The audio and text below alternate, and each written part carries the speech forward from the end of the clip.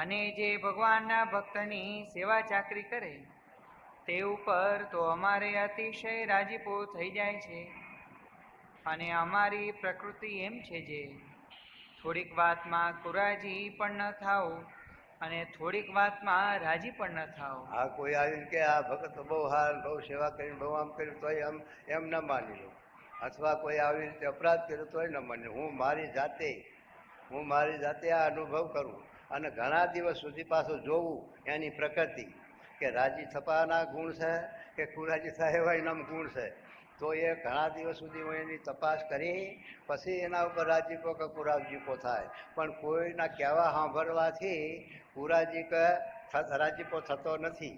એમ ભગવાન એવો વખતે વિશ્વાસ કોઈનો નથી કરતા. એ પોતે જાતે અનુભવ કરે છે કે આ જીવની કઈ ગતિ છે, આના ઉપર રાજી થવા જેવા ગુણ છે કે કુરાજી થવાના ગુણ છે.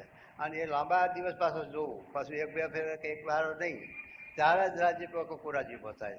એ આ મહારાજ ભગવાન કહે છે. શું કહે છે જુઓ. અને જ્યારે જેમાં રાજી થયાનો કે કુરાજી થયાનો સ્વભાવ બહુ દિવસ સુધી જોઉં છું, બહુ દિવસ સુધી જોઉં છું, ત્યારે રાજીપો ને કુરાજીપો થાય છે. પણ કોઈના કયા સાંભળ્યા થકી કોઈની ઉપર રાજીપો કે કુરાજીપો થતો નથી. અને જેનો જેટલો ગુણ મારા મનમાં જણાઈ જાય છે તેટલો તેનો ગુણ આવે છે. અને મારે તો ગુણ પણ જેટલો મને અનુભવાય અને સાચું જણાય એટલો જ એનો ગુણ આવે અને એટલો જ એનો અનુભવ. બાકી કોઈના કહેવા સાંભળવાથી એ છે તે હું રાજી કુરાજી નથી થતો એમ કે છે. અને મારે તો એ જ અંગ છે જે જો ભગવાનનો ખરેખરો ભક્ત હોય તો હું તો તે ભગવાનના ભક્તનો પણ ભક્ત છું. કયું મહારાજ બોલ્યા કે ભગવાનના ભક્તનો ભક્ત છું. પણ ક્યારે કે ખરેખરો ક્યારે થાય કે ખરેખરી આજ્ઞા ઉપાસના ડર હોય તો ખરેખરા ભક્ત. આજ્ઞામાં ફેર હોય અને ઉપાસના હોય, આજ્ઞાનું ઠેકાણું ના હોય અને આજ્ઞા પાડતા હોય તો નિષ્ઠાનું ઠેકાણું ના હોય, તો એ બે નહીં. બે પાંખો હોય તો પક્ષી આકાશમાં ઉડી શકે છે અને બે પાંખમાંથી એક પાંખ છે તે ખંડક થઈ તો ખેતરના બદલે ભૂચર, એટલે પછી ક્યાંય બલાડા ચૂંથી ખાય અને જનાવર મારી નાખે. એટલે બે આપણી પાંખો હાબવું જોઈએ. ભગવાનની આજ્ઞા, ભગવાનની અનુવર્તિ આ ભક્તિ અને નિષ્ઠામાં પોલ નહીં. ભગવાન સિવાય આપણી વર્તી ક્યાંય ડોલે નહીં, ક્યાંય માલ મનાય નહીં. જેમ છે તે રેણુકા નાવા જ્યાં સરોવરમાં, ત્યારે ત્યાં ગાંધર્વો નાતા હતા. તે ગાંધર્વો બહુ રૂપાળા, બહુ દેખાવડા. ત્યારે રેણુકાને એટલો સંકલ્પ થયો કે આ ગાંધર્વો કેટલા બધા રૂપાળા છે, આટલું જ, બીજું કાંઈ છે તે ગુનો નથી કર્યો. પણ ઘેર આવ્યા ત્યારે જમદગ્નિએ કહ્યું પરશુરામને, બીજા છોકરાને કહ્યું કે તારી માનું માથું કાપી નાખું. પણ બીજા છોકરાએ કાંઈ સમજ્યા નહીં, માન્યું નહીં. પણ પરશુરામ તો ભગવાનનો અંશ હતા એટલે પરશુરામને કહ્યું કે પરશુરામ આ તારી માનું માથું કાપી નાખે. શા માટે? પણ કે ભાઈ વિચારણી આટલામાં જો ત્યાં બહુ રૂપા છે ગાંધર્વો એ બોલ્યા હતા. એમાં છે તે જમદગ્નિ આ પરશુરામને કહ્યું એટલે પરશુરામે વિચાર કર્યો કે જો નહીં કાપવું તો મને શાપ દેશે અને કાપી નાખીશ તો પાછું હજીવન કરવા સમર્થ થશે. એટલે પરશુરામે પોતાની માતાનું માથું ઉડાડ્યું. પછી પ્રસન્ન થયા કે તી મારી આજ્ઞા પાડી અને તે આ કાર્ય કર્યું, માટે હું તારા પર પ્રસન્ન છું તો માગી લે. તારે માગવું વાર બીજું કાંઈ નથી. આ પાછું કપાયું, હાથું કરી નાખો એટલે પછી તારે હાથું કરી નાખ્યું પાછું અને બેહાડી દીધું. એટલે બે કાર્ય પરશુરામે હાથવી લીધા અને જબરદસ્તી રાજી કરી લીધા. પણ કહેવાનું શું આમાં કે આટલો સંકલ્પ કર્યો એમાં છે તે પતિવ્રતાની ભક્તિ જઈ. એમ આપણે પણ મહારાજ વિના કોઈ બીજાનો ભાર જાય કે બીજાનું મહત્વ જણાય કે એમાં આપણી વર્તી જાય તો આપણી પતિવ્રતાની ભક્તિમાં ખામી આવી જશે. એટલા માટે એક ગુરુ કા આશરા, એક ગુરુ કી આશ ઓર અંશે ઉદાસ. કારણ કે શાસ્ત્રોના શબ્દો બહુ પ્રકારના છે અને જ્યાં ત્યાં આપણે માથું ઘાલીએ એટલે આપણું અંગ કોઈ દિવસ બંધાય નહીં, આપણને જ્ઞાનની સ્થિતિ થાય નહીં. પણ એક મહાન પુરુષ એવા પ્રમુખ સ્વામી જેવા જોગી મહારાજ જેવા પુરુષ મળી જાય એમાં જ એક વૃત્તિ રાખી અને તમે આ શાસ્ત્ર સમજવા બેસો તો શાસ્ત્ર તમને સમજાઈ જશે. ન કે બધાય મોઢા ઘાલશો તો આ અર્થ બીજો થશે, બીજો અર્થ બીજો થશે. એટલા માટે આ પતિવ્રતાની ભક્તિ ભગવાને આપી છે કે આવી રીતે એક ગુરુનું સાથે આશરો રાખી અને સમાગમ કરો તો આ જ્ઞાન તમને દઢ થશે એમ કે. પછી શું કહેતું? એ જ મારે વિશે મોટો ગુણ છે અને એટલો ગુણ જેમાં ન હોય તો તેમાં કોઈ જાતની મોટપ શોભે નહીં. કયો ગુણ? ભગવાનના ભક્તની ભક્તિ કરું છું. આ ગુણ મારા મહારાજ કે મોટામાં મોટો છે અને આટલો ગુણ જેમાં નહીં હોય એની મોટપ શોભશે નહીં, એની મોટપ સાથે આગળ નહીં આવે. આ મહારાજ કહે છે કે આવી રીતે ભગવાનના ભક્તને વિશે આ દયાનો ભાવ આ સાથે મોટપમાં મોટી છે અને કોઈ એનો અવજ્ઞા કરશે તો એની અધોગતિ. અને જેણે જેણે કર્યા પૂર્વે એ જીવોની અધોગતિ થઈ છે. અને જેણે જેણે એવા મહાન ભક્તો અથવા મહાન સંતોની સેવા કરી એનો ઉદ્ધાર પણ થયો છે, કલ્યાણ પણ થયું છે. તો એ વાત કરે છે મહારાજ.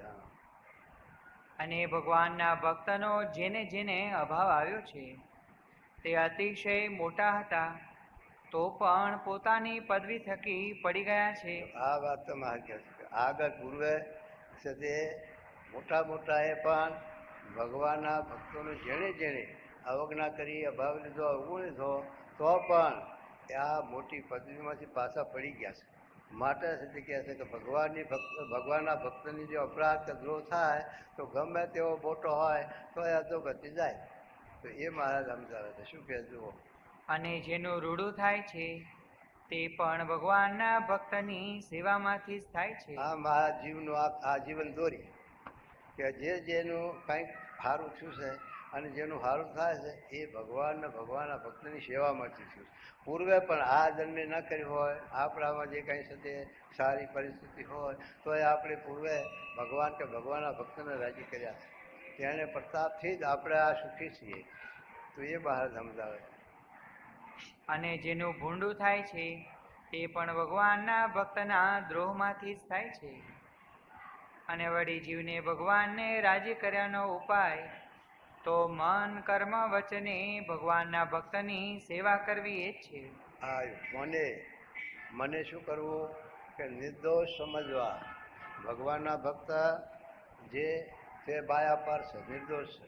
અત્યારે પ્રમુખ સ્વામી જેવા જે આ મહાન પુરુષ એમનામાં આ આખા બ્રહ્માંડના જેટલી આ પ્રવૃત્તિ એમાં આપણને ઘણાને દેખાય કે આનું રાખે છે, આને બોલાવે છે, આમ નથી કરતા, એવો મનુષ્ય ભાવ આવી જાય.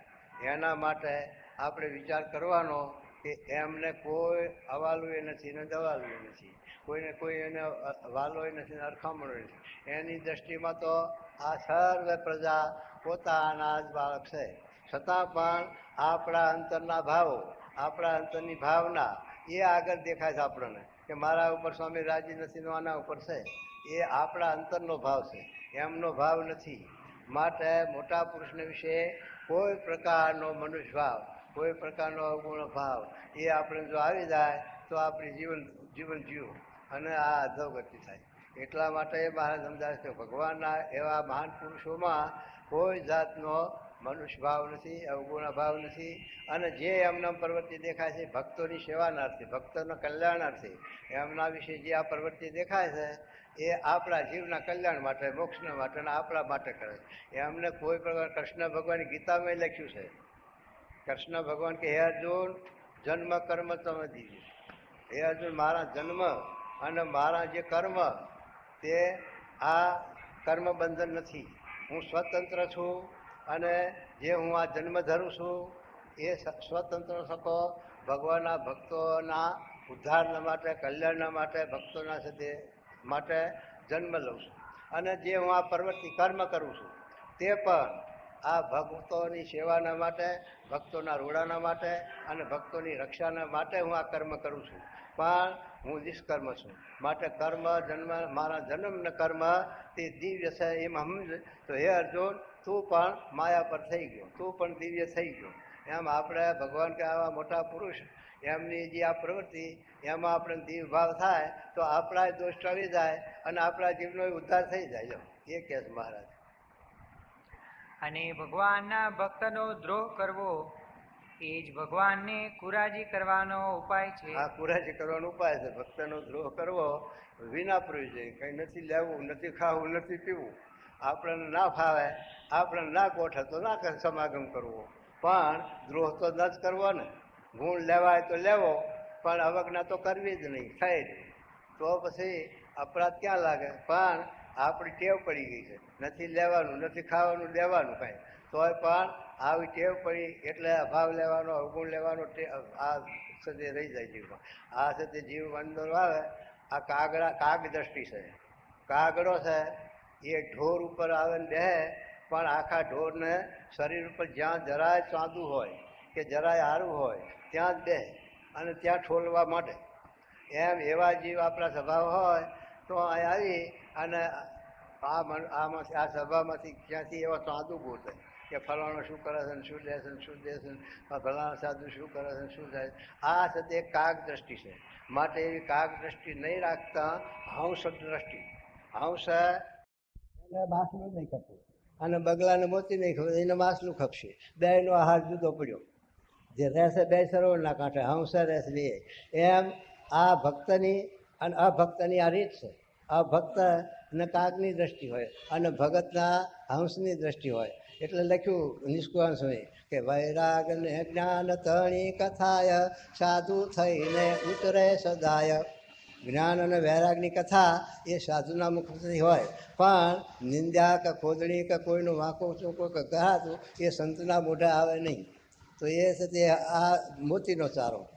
અને ભગવાનના સંતના ગુણ ગાવા એ મોતીનો ચારો. અને કોઈની કુથલી કરવી એ હંસ બગલાનો ચારો. અને આ રીતે મહારાજ આપણે સમજાવે છે. માટે સત્સંગમાં આ રીતે દીવ ભાવ રાખી અને આ સાથે સત્સંગ કરવું તો છે તે જીવન દોરી ન કે મરણ દોરી થાય. સત્સંગમાં જા પણ અંતે ના એ વિના તો સત્સંગમાં ના દાખલ થયા હોત તો સારું, કે તેથી પાપ તો બંધન નહીં અને આ તો અધોગતિ થાય. માટે આ વિચાર મહારાજ આપે છે આપણને. શું કહે છે હવે જુઓ. માટે અમારો તો એ જ સિદ્ધાંત છે જે મહારાજ કે અમારો એ જ સિદ્ધાંત છે. ભગવાનનો રાજીપો હોય ને ભગવાનના ભક્તનો સંગ હોય તો ભગવાનથી અનંત વર્ષ સુધી છેટે રહીએ તો પણ કાંઈ મનમાં શોક ન થાય. મહારાજ ભલે આપણને આપણી દ્રષ્ટિમાં નથી, મહારાજ દૂર છે, પણ બે વાત લખી. ભગવાનનો રાજીપો ક્ષમા હોય ભક્તની સેવામાં, એટલે ભગવાનનો રાજીપો હોય એટલે ભગવાન ભક્તની સેવામાં, અને બીજું ભગવાનના ભક્તનો સંગ. તો બે એક જ આવ્યું ને.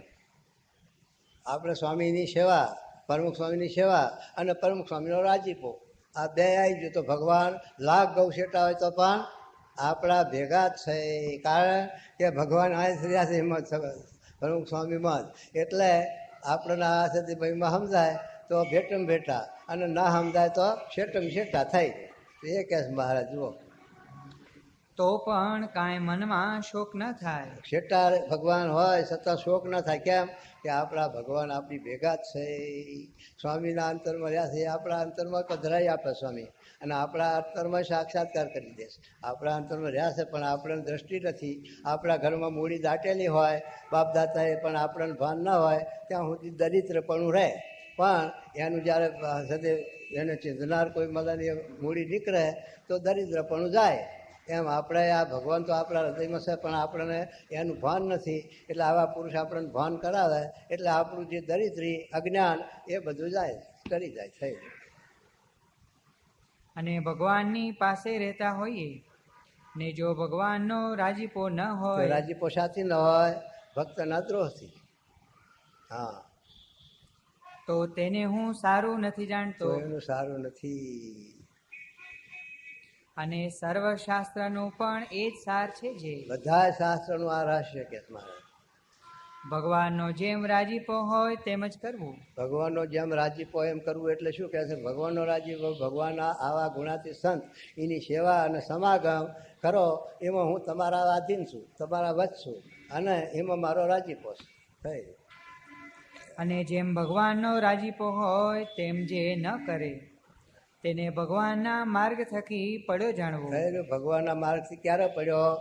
મારે ક્યારે ચૂક્યો? જવું તું દીવ અને હાલ્યો દમણ, પછી દીવ આવે નહીં. એમ આપણે ભગવાનને મળવું હતું, ભગવાનની ભક્તિ કરવી છે, ભગવાનના હાજુરમાં જવું છે. અને ભગવાનના હાજુરમાં જવાનો જે આ સત્પુરુષ માર્ગ, એમાં એ માર્ગ જ ચૂક્યો. એટલે પછી ગામ આવે ને એને રખડી પડ્યો. એટલા માટે આ મહારાજે આપણને વાત સમજાવી કે આ સત્પુરુષ દ્વારે ભગવાનની પ્રાપ્તિ છે, જીવનું કલ્યાણ છે, જીવનો મોક્ષ છે. માટે એવા પુરુષના વિશે આવી રીતે મને વચને કરી અને જોડાઈ જવું, તો આ જીવનો છે તે ઉદ્ધાર થઈ ગયો. એ કહે અને જેને ભગવાનને ભગવાનના ભક્તનો સંગ છે ને ભગવાનનો રાજીપો છે ને તે જો મૃત્યુલોકમાં છે તો પણ ભગવાનના ધામમાં છે. આપણા ઉપર આ મહારાજ વાત કરે છે કે ભગવાનનો રાજીપો છે એટલે સત્પુરુષનો આપણને સંગ છે અને એમના વિશે આપણે આ હેત મહિમા આત્મબુદ્ધિ છે. તો આપણે અત્યારે ક્યાં બેઠા છીએ? અક્ષરધામમાં. આ મુંબઈમાં દાદર મંદિરમાં બેઠા છીએ એમ નહીં, અક્ષરધામમાં બેઠા છીએ એવું જો આપણને બનાવે છે. આના અંતરમાં વિચાર કરવો કે આ અક્ષરધામ જવાનું ક્યાંય છે નહીં. આ છે મારે કે પોતાના અક્ષર મનાય તો ગુણાતીસમ કે જવા આપવાનું ક્યાં છે? માટે આપણને સમજાતું નથી એટલી ખોટ છે. બેઠા છીએ તો ત્યાં જ. તો એ મહારાજ કહે છે કેમ જે સંતની સેવા કરે છે ને ભગવાનના ગમતામાં છે તે ભગવાનને સમીપે જઈને જ નિવાસ કરશે. શું કહે છે? આવી રીતે ભગવાનની સંતની સેવા કરે છે, સંતનો સમાગમ કરે છે, તો એ ભગવાનના સમીપમાં જ છે, ભગવાનની સેવામાં જ છે અને ભગવાનના હાજુરમાં જ બેઠો છે, રહ્યો છે. એમાં કાંઈ પણ ન્યૂનપણું, અપૂર્ણપણું અને લાભવું નહીં. જો સમજાય તો આ ભેટા વાત. તો એ મહારાજ કહે છે. અને જો ભગવાનના ધામમાં છે ને ભગવાનનો રાજીપો નથી. ધામમાં હોય ને રાજીપો ના પડે ને હેઠો. અહીં બેઠા સભામાં બેઠા છીએ પણ આવું કોઈ અભાવ આવે તો જ્યાં સુધી ના રહે પછી પતન થઈ ગયું. તો એ મહારાજ કહે છે કે ધામમાં હોય, ધામમાં જય વિજય હતા. વૈકુંઠમાં જય વિજય ભગવાનના પાર્ષદ અને ભગવાનના પરોળિયા બે ચોકી કરે. એમાં સંકાદિકો જે બ્રહ્માના 4 પુત્રો, એની ઉંમર તો વધુ ઓછી હોય પણ 5 વર્ષની ઉંમર માગી લીધેલી, એટલે બાળકડા તે છે તે ગયા વૈકુંઠમાં અને ભગવાનના દર્શને. ત્યાં પેલા જય વિજય પાર્ષદો આ છોકરા જાણી અને જરાક હાંસી મશ્કરી કરીએ છીએ અને પાછા ધકેલ્યા. એટલે સંકાદિકોએ શ્રાપ આપ્યો. પછી ભગવાન ધામમાં હતા પોતાના ઘર રૂમમાં, ત્યાંથી બહાર આવ્યા. બહાર ધમાલસી થઈ અને આ શું ચાલે છે ડખાડખી. પછી બહાર આવીને જોયું તો આ જોયું. પછી ભગવાને બેયને આશ્વાસન આપ્યું. જય વિજયને કહ્યું કે તમારે પરોળિયા છો એટલે તમારે રોકવાનો ધર્મ છે. અને સંકાદિકોને કીધું કે તમારા જેવા ભક્તનો સંતનો અપરાધ કરે તો તમે શ્રાપ દીધો એ સારું કર્યું. બેયને આશ્વાસન આપ્યું. અને જય વિજયને કહ્યું કે તમારો 3 જન્મ સુધી એનો શ્રાપ સહન કરશો પણ પછી હું તમને પાછો અપનાવી લઈશ. અને જય સતી સંકાદિકોને આશ્વાસન આપ્યું કે તમે પણ તમારા જેવા બ્રહ્મનો અપરાધ કર્યો તે શ્રાપ દીધો, સારું કર્યું. પણ બેયને ત્યાંથી પાછા વળાવ્યા પણ ધામમાં પ્રવેશ કરવા દીધો નહીં. કારણ કે ગુણના ભાવ માટે જ્યાં સુધી આપણામાં ગુણના ભાવ છે ત્યાં સુધી ધામમાં પ્રવેશ નહીં મળે. માટે ગુણના ભાવોને આપણે ટાળવા પડશે. એ મહારાજનો અભિપ્રાય છે. શું કહે જુઓ? ને ભગવાનનો રાજીપો નથી ને ભગવાનના ભક્ત ઉપર ઈર્ષા છે તો તે ભક્ત ભગવાનના ધામમાંથી પણ જરૂર હેઠો પડશે. માટે અમારે તો ભગવાનનો રાજીપો થયા સારું જન્મો જન્મ ભગવાનના ભક્તની સેવા કરવી છે. જન્મો જન્મ ભગવાનના ભક્તની સેવા કરવી એ તમારો અભિપ્રાય છે ભારત. અને એ દશા બની એટલે ભગવાનના હાજુરમાં હોય, ભગવાનના ધામમાં હોય, ભગવાનની સમીપમાં હોય પણ આવી રીતે ભગવાનના ભક્તનો અપરાધ દ્રોહ કરે તો ધામમાંથી પણ હેઠું પડવું પડે છે. એ હિસાબ બતાવે મહારાજ. અને જેમ અમારો નિશ્ચય છે તેમ તમારે પણ નિશ્ચય કરવો. અમારા મહારાજ કે આવો નિશ્ચય છે. શું નિશ્ચય છે? કે અમારે સદા જન્મો જન્મ ભગવાનના ભક્તની સેવા અને સમાગમ જ કરવો છે. એમ આપણે પણ એવો નિશ્ચય કરવો કે આવા સ્વામી જેવા પુરુષ એનો સેવા અને સમાગમમાં જ આપણા જીવનું રૂડું છે, કલ્યાણ છે અને ઉદ્ધાર છે. માટે એ સેવા સમાગમ કરવો.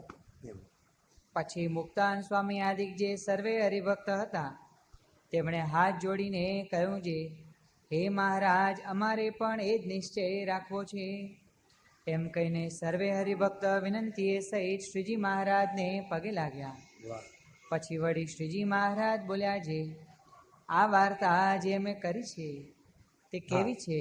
જીવન દોરી. આ વાર્તા કરી છે જીવન દોરી રૂપ. એટલે શું કે જીવનું પતન ન થાય કલ્યાણના માર્ગમાંથી, મોક્ષના માર્ગમાંથી, એના માટે મેં આ વાર્તા કરી છે. માટે સાવધાન થઈને આ રીતે તમારે વર્તન કરવું કે ભગવાનના ભક્તનો સેવા સમાગમ કરવો, પણ અવગુણ અભાવમાં કોઈ દિવસ પડવું નહીં. અને જો પડ્યા તો જીવન દોરી ગઈ, અધોગતિ થઈ.